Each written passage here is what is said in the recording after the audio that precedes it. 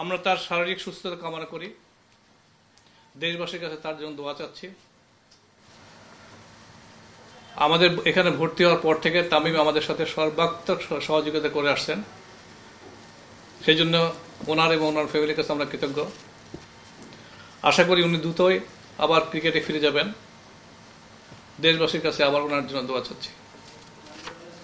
প্রসঙ্গত, গতকাল তামিমের শারীরিক অবস্থা বর্ণনা করতে গিয়ে হৃদরোগের ঝুঁকি হিসাবে স্মোকিং প্রশ্নটা আসছে এবং এখানে তামিমের নামটা ভুলবশত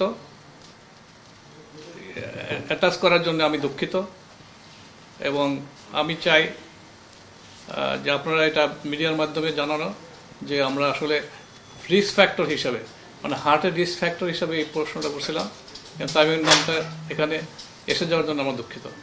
ভিশনের ফুলঝুরি মেগা অফারে ফ্রিজ কিনলেই পাচ্ছেন 16 পিসের আকর্ষণীয় গিফট বক্স একদম ফ্রি। আমরা আসলেও গতকাল যখন বক্তব্যের সময় ধূমপানের বিষয়টি আসে, সে এই বিষয়টিতে আমরা বুঝতে পেরেছি যে এটা তামিম ইকবাল ভাইয়ের ব্যক্তিগত, তার পারিবারিক, সামাজিক এবং পেশাগত জীবনে হয়তো বিরূপ প্রতিক্রিয়া ফেলেছে। এর জন্য স্যার যেরকম বললেন, আমরা আমাদের পক্ষ থেকে আন্তরিকভাবে দুঃখিত এবং আমরা তামিম ভাইয়ের প্রতি, তার পরিবারের কাছে আমরা ক্ষমা প্রার্থী এবং দেশবাসীর কাছে দোয়া চাই তামিম ভাই যাতে দ্রুত সুস্থ হয়ে খেলায় ফিরে আসেন। সবাইকে ধন্যবাদ।